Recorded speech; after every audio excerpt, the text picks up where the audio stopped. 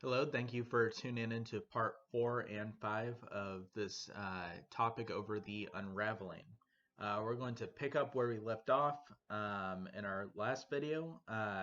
We're in this video we're going to talk about gender and what's happening with women during the 70s. We'll also talk about the economy for a little bit and talk about Jimmy Carter's presidency. All right, so in part 3, we discussed the rise and fall of Richard Nixon and how people start to lose trust in the government. Also, in our last video, we discussed the oil embargo of 1973, right? How the OPEC countries in the Middle East shut off economic ties to the United States because of their involvement in Middle Eastern countries, right? So we sort of pushed these countries to shut us off from their oil supplies, and this in turn hurt our economy. But we'll get into that more in a little bit. And we're going to spend a lot of time talking about the American economy in this lecture. I know the economy is really not an interesting thing to talk about, but it's really in this 70s period where we start to see a change in how America structures its economy. We see a change in American capitalism and what that meant going into the 21st century, a few decades later. And I think those things very much so impact our lives today. Um, so the essay question today is the same for as the first three parts of this lecture series, which is how did American society unravel in the mid 60s through the 70s, right? So I want you to bring up not only what's in this video, but in what's in all part five parts of these videos over the unraveling. What does it mean for the country to unravel? What unraveled, and how did this happen? So I think that's a very interesting topic, and it goes hand in hand with your SLO papers too. So that'd be a good one to write about, but definitely keep in mind all of these points, all 20 ID terms that we've mentioned in this topic so far. All right, so we're going to switch and start this lecture over the economy. So going back a few weeks ago, we discussed how after World War II, America was really one of the last countries standing, industrial countries standing, that is. Most of Europe was in a lot of debt. They had suffered from years and years of war. Really, the United States and the Soviet Union were the only two major powers left standing. But the United States, even more so, we didn't fight any battles on our homeland. And during this time, we became the world's manufacturer. So during the late 40s, really through the 60s, America was um, the top industrial producer in the world, right? Because all of Europe was catching up to it. China was going through a revolution. So America went through this huge economic boom after World War II. Um, but getting out, so um, despite segregation and discrimination perpetuated by racial and gender equalities, um, the standard of living and the economic standard of living for many Americans actually improved. Um, there was uh, a, there was general prosperity in America, and the working class standard of living nearly doubled between 1947 through 1973. So the general standard of living actually increased during this time, which is huge, right? So things are getting better, but as I was saying, underneath the surface, there are some issues, right? Especially with pay, right? Pay is not equal. On average, at this time, white men who were working made tons more money than black people or people of color doing the same exact jobs. And same goes for women too. Women start to enter the workplace, start to do jobs that were previously considered men's jobs, But as we'll see, they did not get paid equally to men either. So there are some issues in this system, even though generally everything's going well. Um, but uh, there, like I said, one of the major economic company sort of areas that profited during this time was the auto industry. During World War II, auto manufacturers like Ford and General Motors converted their assembly lines to build machines for the American war effort. Observers dubbed the city of Detroit as the arsenal of democracy. So Detroit became this major industrial city, and one of America's highest employers up through World War II and into the 50s. Um, so Detroit became this major industrial center, but but over the years, as we'll see, it went from this major industrial city to one of the poorest cities in the United States today. So we're going to discuss how does this happen. So after the war, there was, and as the decades went by, right, going into the 50s and 60s, automobile firms began closing urban factories and moving their companies into the suburbs. Several factors fueled this process. Some cities just deindustrialized because they wanted the heart of these cities not to be these big factories and stuff like in the 19th century. Instead, they wanted modern firms and corporations in place there, right? That's why we don't really see in New York City factories anymore. We see things like big companies and things like that. So these factories are moving away from the cities. That's definitely one thing. And this happened in San Francisco, St. Louis, Philadelphia, where all those cities banished light industry to make room for high-rise apartments and office buildings, right? Um, and they partly did this because they wanted more white-collar work to be associated with cities instead of, the whole blue-collar worker attached to it. Also, mechanization also contributed to American labor, right, and deindustrialization. We definitely are seeing this issue with manufacturing today, right? Why hire? But this really happened in the 1970s.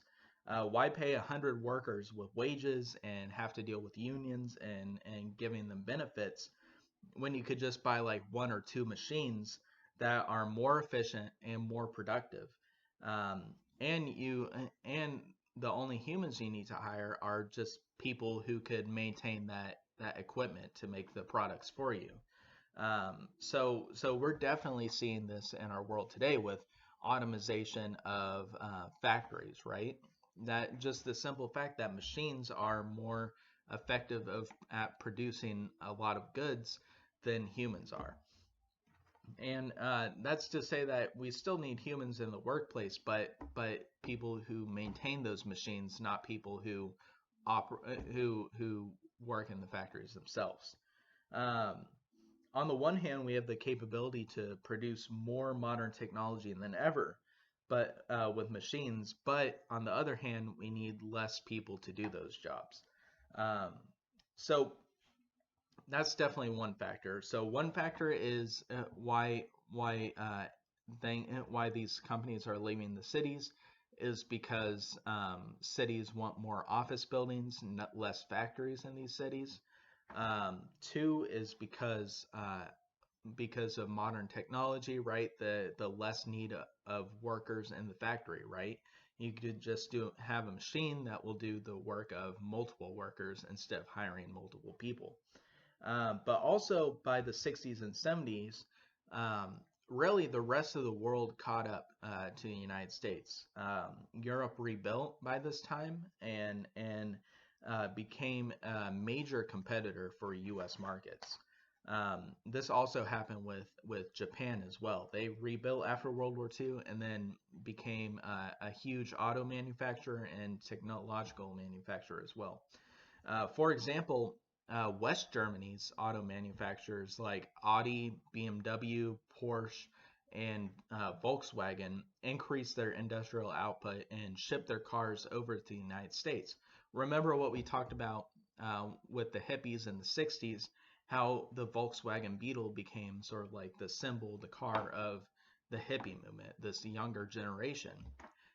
This is also at the time where more younger Americans are buying foreign cars than American cars, which make American companies like Ford and General Motors to not require that not require to that many purchases, right? They don't need to hire more people on because less people are buying their cars.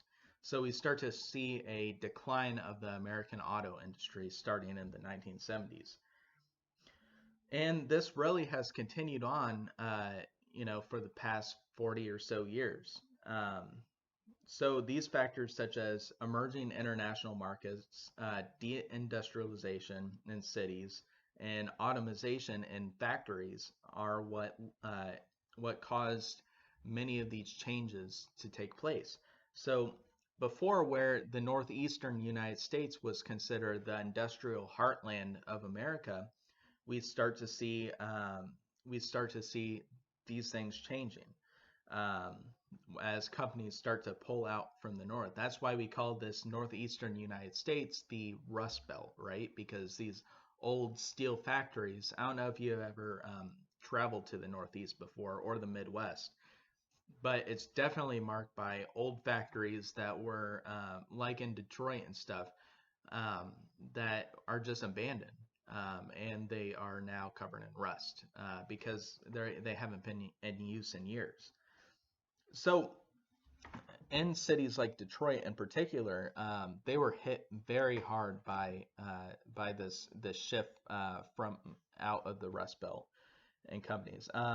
Although middle class Black Detroiters managed to move out of the cities once these factories started to close by the 1960s.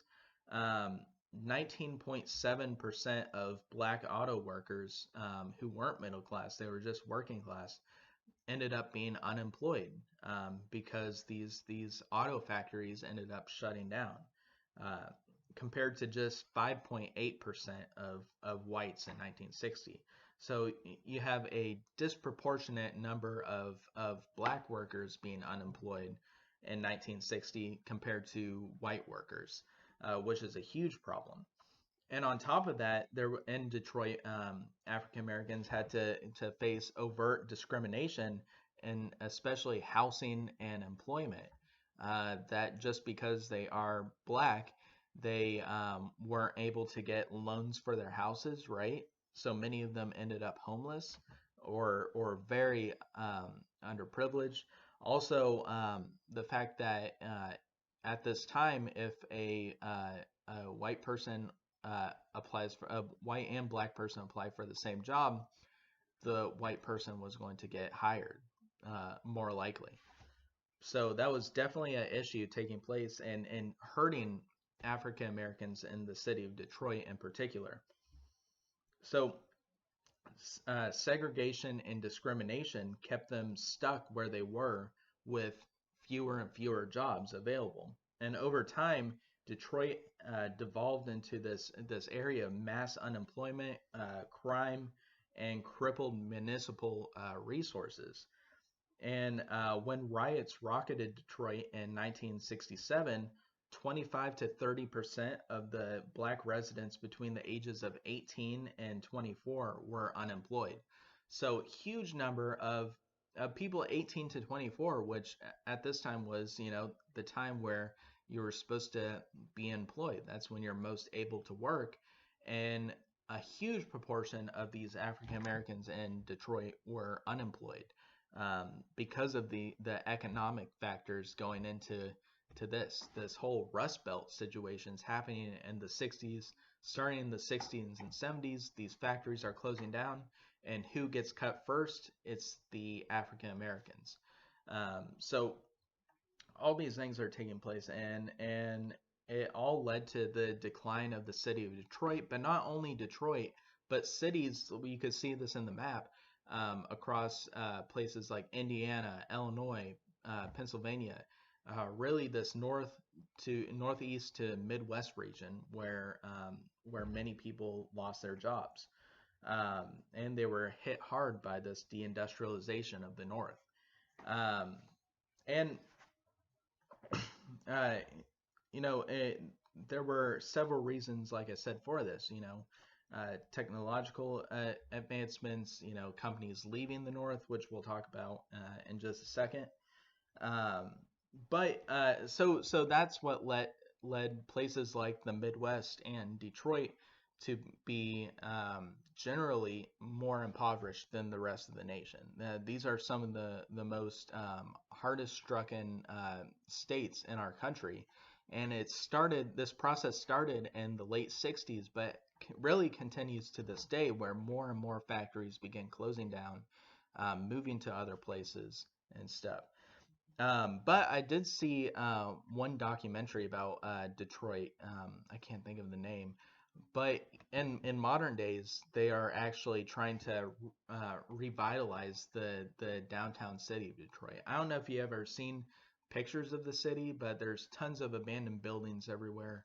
Um, there are just people in the community who the city workers, they can't pay for like landscapers or anything like that, so the neighborhood gets together and they landscape the parks that are still left standing. They try to upkeep the land themselves.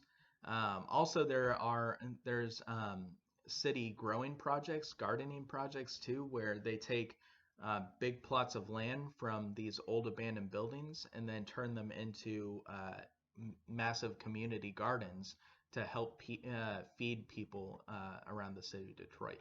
So they're trying attempts to make the city of Detroit rejuvenize again, but really without this industry that built the city up so much, I doubt if it'll ever fully recover.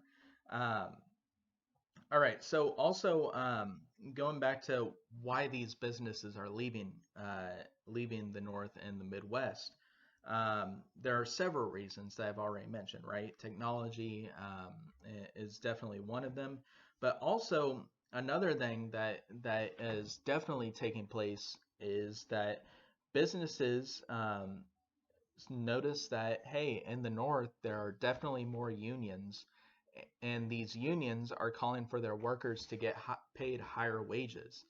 And if you're a business owner, the two things you don't want is your workers to have unions and to pay them higher wages, right? Because if you're a business owner paying your workers higher wages, that means that you are making less money for yourself, and that's not really how capitalism works. So the solution for this is partly many jobs, and we definitely see this today, many jobs actually left the United States to go elsewhere. They went to places like Asia. They went to places like South America and stuff like that. That's why you see so many clothes today with tags saying "Made in China," right? Because it's definitely easier for a company to set up shop in a country like India or China, who has definitely um, no unions, or doesn't have any high minimum wages like we do in the United States. So it's easier to pay a child worker in Southeast Asia pennies a day to make your shoes, to make your shirts, than it is to pay a worker in the United States like 7.25, which still isn't a lot to make shirts at home. So we definitely see many of these jobs going out and outsourcing to other countries. And because of that, companies like Apple, Old Navy, and really any clothing brand that you wear was probably made by some sort of child worker or very, very underpaid worker around the world in these developing and third world countries. And the reason for it, and that's the reason why phones are so cheap. That's the reason why you could get a $5 shirt over at Walmart. It's because that it was made so cheaply by an underpaid worker somewhere else that it's able to be sold for so cheap in the United States. So that's, I'm not trying to preach at you or anything, but just definitely something to keep in mind. That it's part of our responsibility as consumers to be aware of where our products come from, and how they are made. So, and this started happening in the 1970s, but it continued today. Also, another thing that happened at this time was that I'm gonna go back to this. Another thing, a reason why these companies are leaving the North is because of unions. Unions, as we mentioned throughout the semester, they call for better benefits for their workers and higher wages, which you would think that's just um, some basic necessities, right? General necessities that a worker needs. But business owners don't really like that. Um, so they just move someplace where unions aren't as prevalent. Um, and I just saw this on the news the other day that during this whole Corona pandemic, that an Amazon worker was working through the pandemic and called for Amazon to have higher hazard pay for their workers, because they're out there risking their lives, sending out our packages, right? And he called for better protection, right? Better masks and gloves for those workers. So how does this Amazon worker get responded by the Amazon corporation? Well, he ended up getting fired. Um, and this is mainly because, unions have become a bad word for many companies. And that's why many companies that you could work for are ununionized, because they don't want their workers gathering together. They don't want them having strikes, or because that means that you would have to start paying them higher wages, which companies don't like, and you would have to start giving them benefits like health insurance. And companies don't really like that. So if you start even mentioning the word of a union, many companies will just fire you. Now, they won't say that's the reason why. They'll say that you're disrupting the peace or something, right? Right. But this is usually what happens. And we start to see this in the 1960s into the 70s, where unions started to fall out of favor in the United States, um, which is pretty crazy. Um, so going back to what these companies did, not all of them started immediately shipping their companies out of the country. Instead, they decided to move someplace where they wanted, and there wasn't any unions, and they'd be able to run their operations cheaply. And that place ended up being the United States South, um, states like Georgia, but Texas and California. You could see this in the yellow part of this area, and it's called the Sun Belt. So the Rust Belt is this place where all these companies are pulling out, right? These factories are closing down. Um, and the Sun Belt is this place, this area of the United States that actually increases its population, increases its industrial output at this time, because more and more companies are moving south, because it's cheaper, because there's less unions, um, and it be more profitable for these companies. Um, so this resulted in 1950, 1/3 of the workforce was part of a union. They were unionized. So 1/3 of the American workforce was part of a union in 1950, but by 2015, only 1 in 10 workers belong to a union today. So, like I said, it's just easier for a company to move somewhere where there isn't any unions, where workers can't unionize because they could pay them cheaper, and things like that. Um, so, this area, states like Texas, Arizona, California, became the Sun Belt. The South and the West was cheap, like I mentioned, and as these companies escaped the Rust Belt to go to the Sun Belt. Um, so also another reason why the population in these southern states in the Sun Belt, sorry about that, started to get more popular was because of the innovation of modern air conditioning. So, I mean, we all live in the South, right? We know how it feels when it's over 100 degrees and the humidity is over 100%, right? It's unbearable. And especially if you're in some place living in the desert in the United States, right? Like Texas, Arizona, parts of California, where where if you're in the desert during the day, it could hit like 110, 120 in some cases, in some spots. So the invention of modern air conditioning was revolutionary, right? For the first time, living in the South for the majority of Americans became somewhat habitable.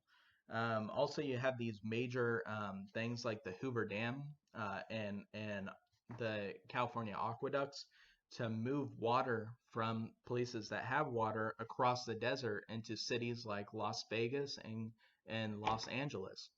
And without these things, without the water, it's in the middle of the desert. These cities can't sustain themselves um, without that stuff. So fresh water in the 20th century and air conditioning is what caused these cities like Las Vegas and LA just to skyrocket by the mid 20th century. So regardless, more jobs meant more people, right? So by 1972, the southern and western Sunbelt states had more electoral votes than the Northeast and the Midwest states. This gap continues to grow today. We see more and more of people moving from the North to the South because the South just generally has more jobs than many areas across the North and the Midwest today. I mean, I'm from the Midwest too. I'm from Illinois originally. So when I go and visit my family up there, you just see rundown factories. You see the state is actually in debt. And part of this reason is because all the industry that used to be there but after World War II just left. And places like California and Texas have grown exponentially after the 1970s. And in recent decades, Georgia has too. More and more businesses continue to shift into the South today, and cities like Atlanta have exploded and become the industrial heartland of the South. Um, and because of this, in the South, we don't have unions, or we have very few unions, and workers in the South generally make less wages than the rest of the country. And now this goes into other things too, that in the North, taxes are higher, but part of the reason why taxes are higher because they have unions and because because these states need more tax income. But just generally, that's why the minimum wage in Georgia continues to be 7.25 for the past like 10, 15 years, where areas across the country that number has is gone up to like $8 to even $10 in many areas, right? Um, by keeping these wages down, we also keep our taxes down, and companies can continue moving into the South because um, it's cheaper to hire a workforce over there. Um, Also, this is part of the reason why Georgia is known for being the Hollywood of the South too, because production cost of films and film taxes in Georgia are so low. Also, we have pretty areas with trees and mountains and all that good stuff, but mainly it's because it's cheap to produce films in Georgia. Um, for instance, my mom actually met Robert Downey Jr. at Lake Lanier one time when he was filming a Marvel movie or whatever. That's just an example of how, like most of the Marvel movies are somewhat are filmed in and around Atlanta. Also, you have The Walking Dead and all that stuff. It's because it's cheaper to produce these things, have these companies produce films in southern states where taxes are lower, which means that these companies can, continue to make more money while paying workers less money. All these factors go into this rise of the Sun Belt after starting in the 1970s. So we're also going to switch now. We spent a lot of time talking about the economy, but we're going to now switch into gender and what's happening with gender in this area of time the textbook calls the sex wars, right? But really, this is just a time of sexual liberation for many Americans, and a time where especially women started to gain more rights in the United States. So, and this area of gender and change and how we view sex, starting in the 70s, is part of why America started to unravel, right? Unravel by I mean um, moving away from what was seen as traditional in the 50s and before, into changing our perspective about these things. So gender equality was hard fought and is still continuing today, but definitely the gender movement made huge strides, especially the women movement in the late 1960s and early 1970s. So in the United States, there were many laws, strict laws based on sexual orientation, race, and gender that were being enforced until the 1960s, right? So there were a lot of strict laws about this. Um, so uh, One of the things, interracial marriage, for instance, was illegal in many states until 1967, and remained largely taboo long afterwards as well. That's why it was such a big deal on the Jeffersons that they had an interracial couple. And a big reason for this is because it was the first interracial couple ever shown on TV on a sitcom. Also, same-sex intercourse and cross-dressing were criminalized in most states. Gay men, lesbians, and transgender people were all vulnerable to violent police enforcement, as well as discrimination in housing and employment as well. So there really wasn't a lot of freedoms in these areas, especially turning into the 1970s.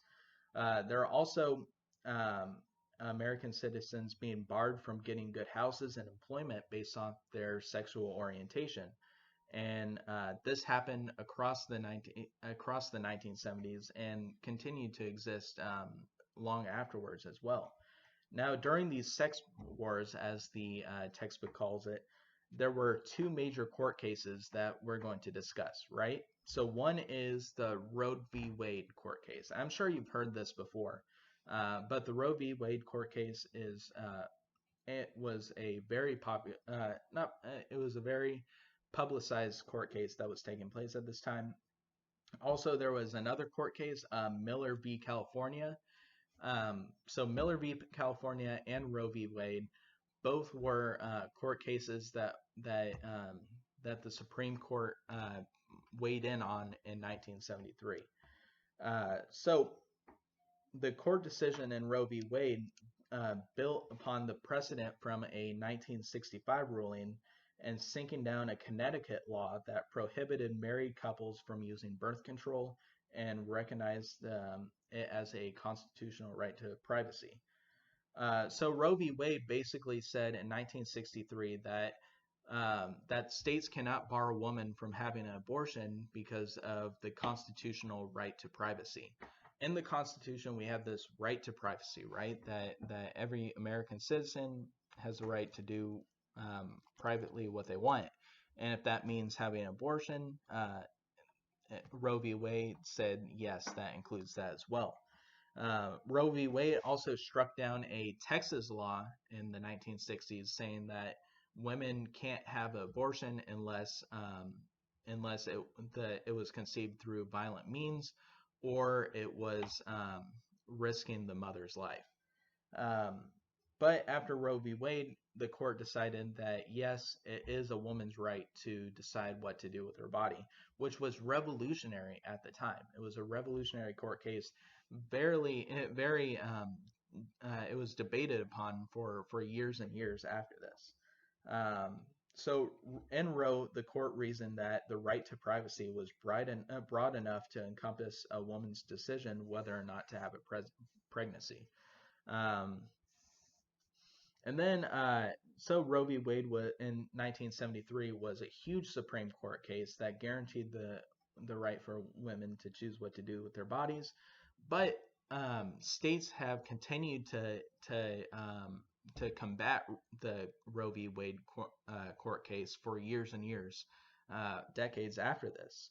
I mean, even a few years ago, um, many southern states tried doing laws that would make having an abortion for a woman more expensive, harder to achieve, and the court deemed that that was in fact against this court case, so it was shut down. But states today continue to push back against the Roe v. Wade verdict. All right, so the next court case we're going to talk about is Miller versus California, which was another huge court case, right? Because it also dealt with the right to privacy. Basically, the Miller v. California said that that it was against the law to ship out obscene material defined by the court as having anything to do with sexual appeal that lacks serious political, literary, artistic, or scientific value. So basically, it banned obscene material. This meant that the court said that pornographic or adult materials were illegal to distribute in the United States.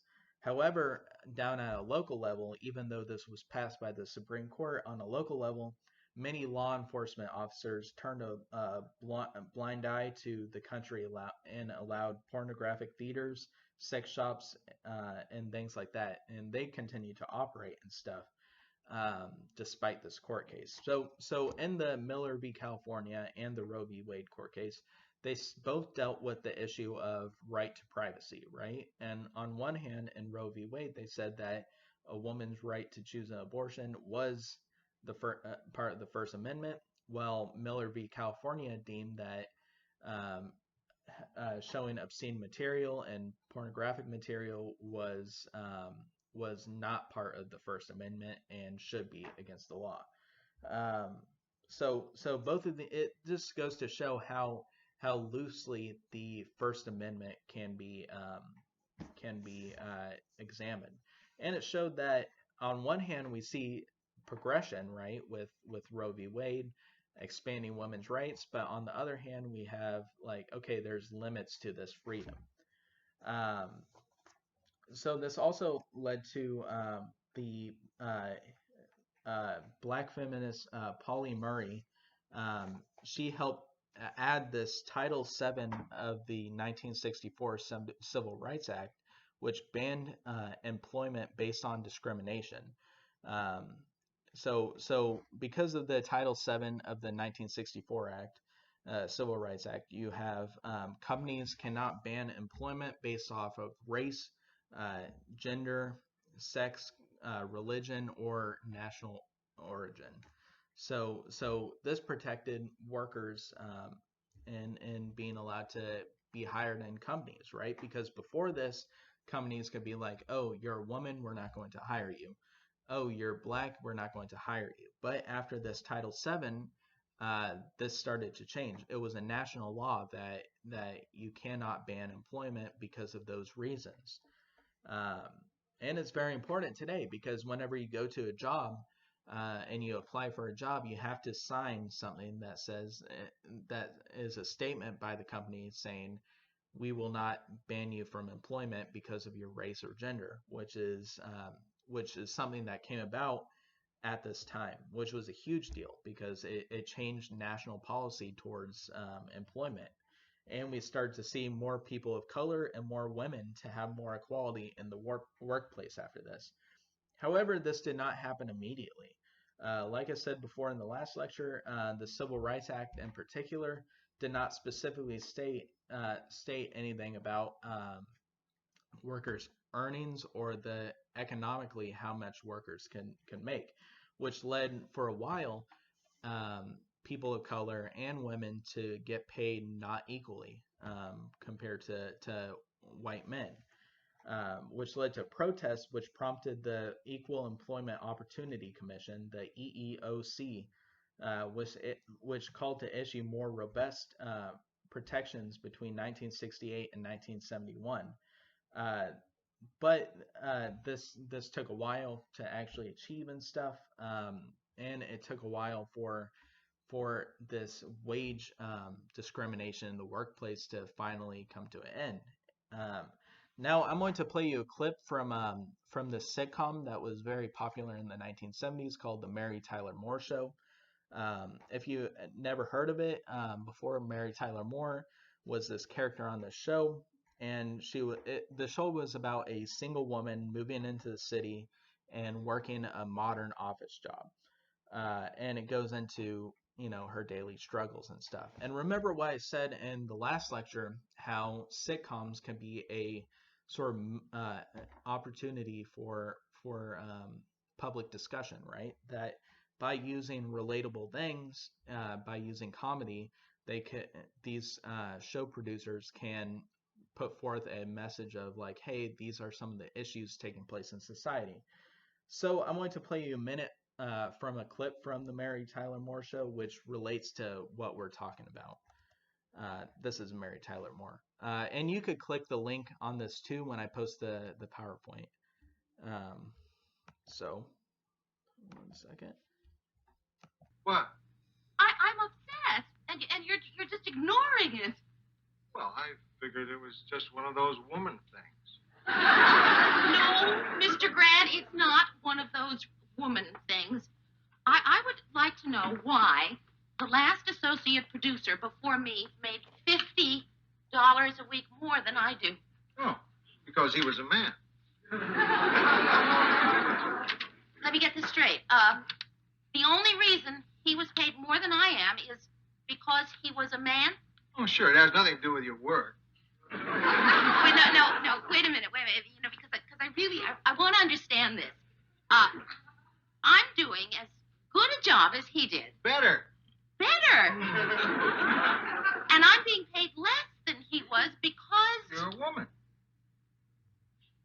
Well, Mr. Grant, there is no good reason why two people doing the same job at the same place shouldn't be making the same... He had a family to support. You don't.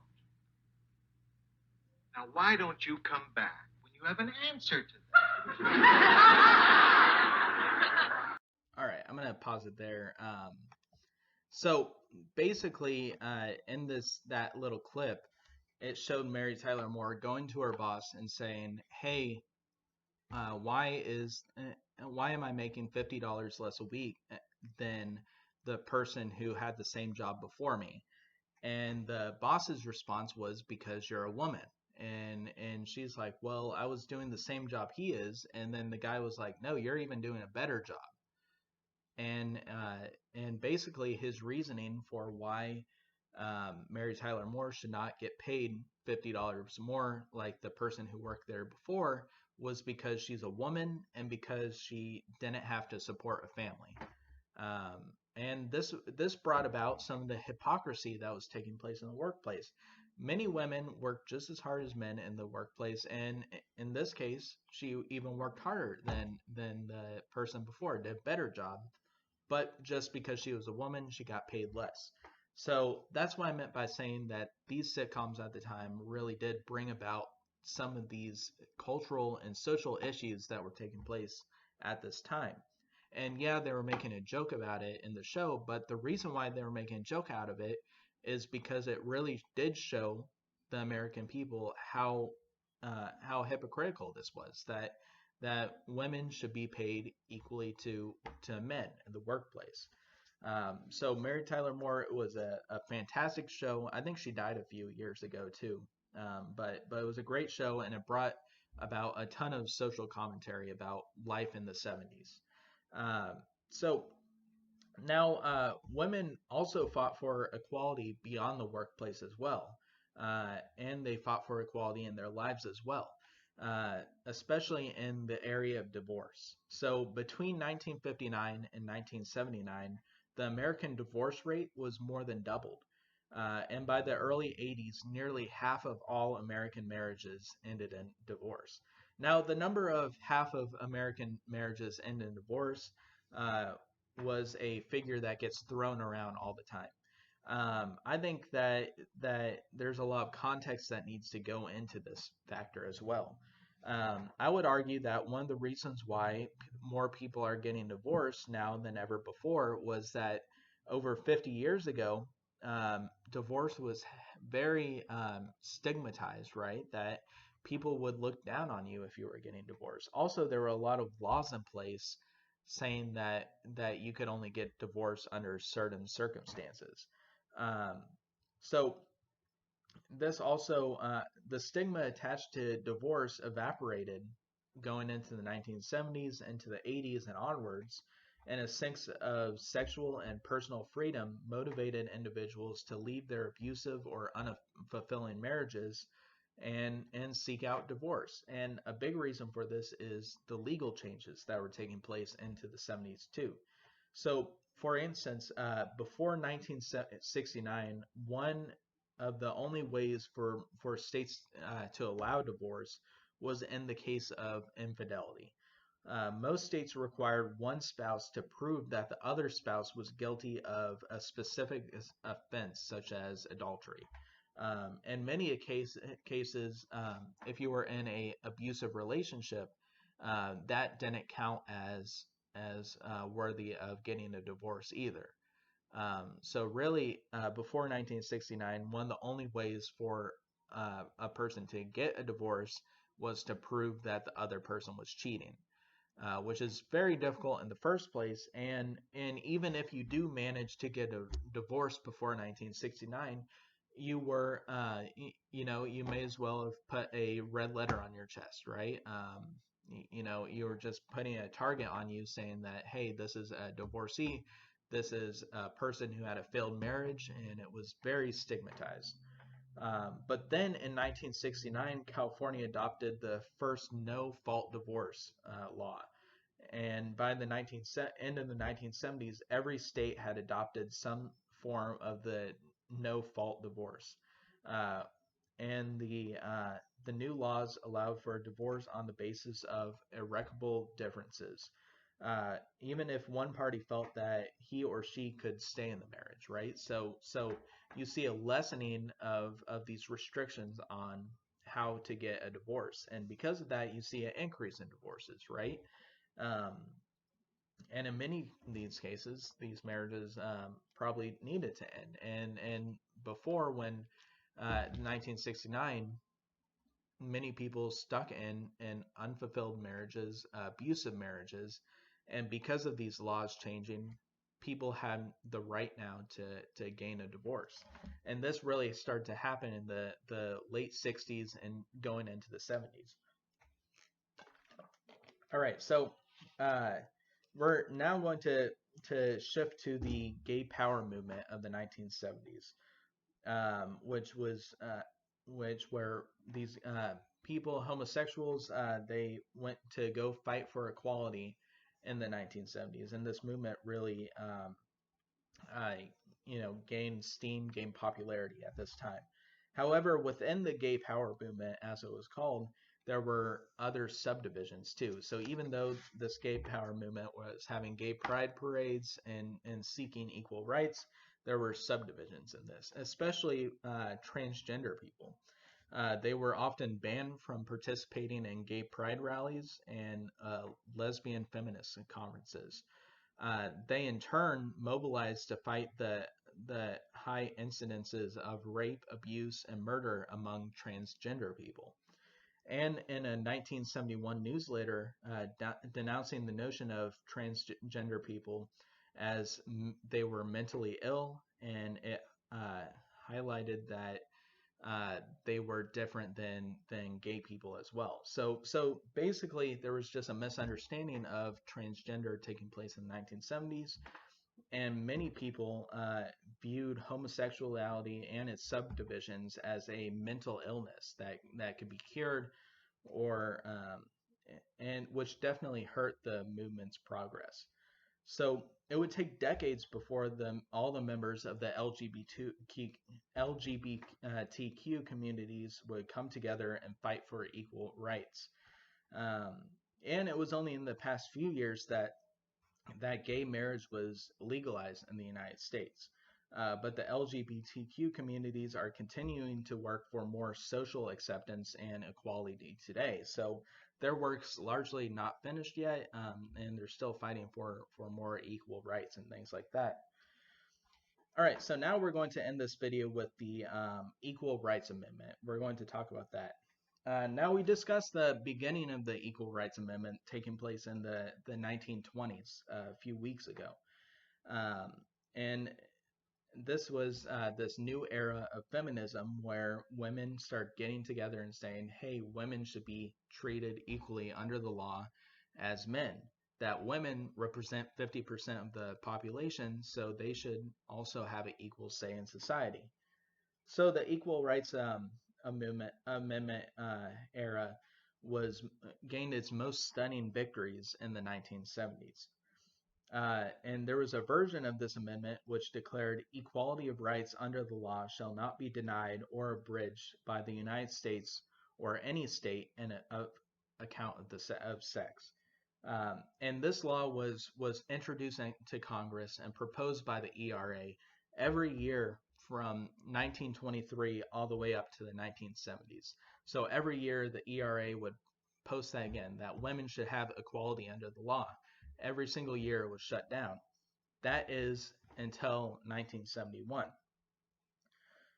So by 1972, there was a official amendment going to states that was passed in the Senate and was left to be ratified by the states.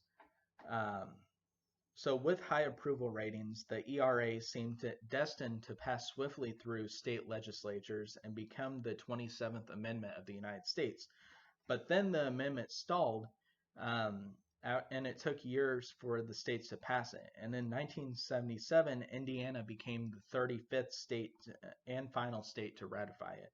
However, there were many women who opposed the ERA and pushed back against the amendment and turned the tide in 1977.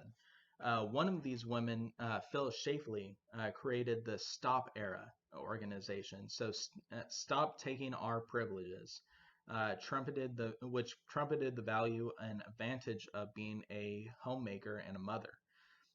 There's also a show coming out for FX.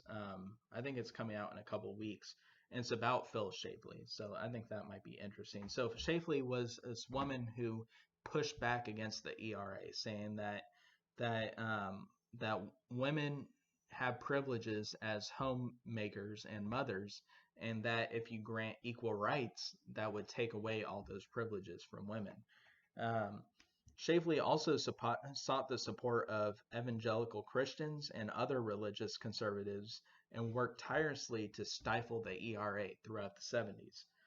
Schlafly believed that it was a woman's privilege not to work and be supported by a man who takes care of his wife and children, and that the equal rights for women would mean that it would mean the end of happy marriages for women and women's privileges. So, to our modern lenses, that's sort of backwards thinking, but at the time, Schlafly became a very popular figure who really had a following around her of other women who did not want equal rights. So though throughout the 1970s, the ERA pushed for an amendment that would guarantee equal rights for women who made up half of the population of the United States, there were women like Schlafly who fought against it and ultimately won. The amendment only needed 3 more states to get it fully ratified into the Constitution, but it never got them. In 1982, the time for ratification expired, along with it the amendment. Though women made a lot of gains in the 1970s, their call for full equality through the ERA was never passed. This showed Americans that there were limits to equal rights at that time. Though individual states and companies today have laws and regulations to protect women in the workplace, there are no federal laws. There isn't a federal amendment on the record to do this, mainly because of Phyllis Schlafly and her movement helped to shut down this ERA. Um, all right, so in this video, we discussed a lot. It probably went a little longer than it was supposed to, but all these things were important. We talked about the Rust Belt, how these companies started leaving the Northeast and the Midwest and going into the Sun Belts. We also talked about race, gender. We talked about the gay pride movement taking place at this time, and also we talked about the rise and fall of the ERA in the United States as well. So all these things are important and go to show how American society began unraveling, what changed starting in the 1970s. So the last part of this lecture, part 5, after this video, is going to discuss Jimmy Carter's presidency, and I encourage you to watch that video as well.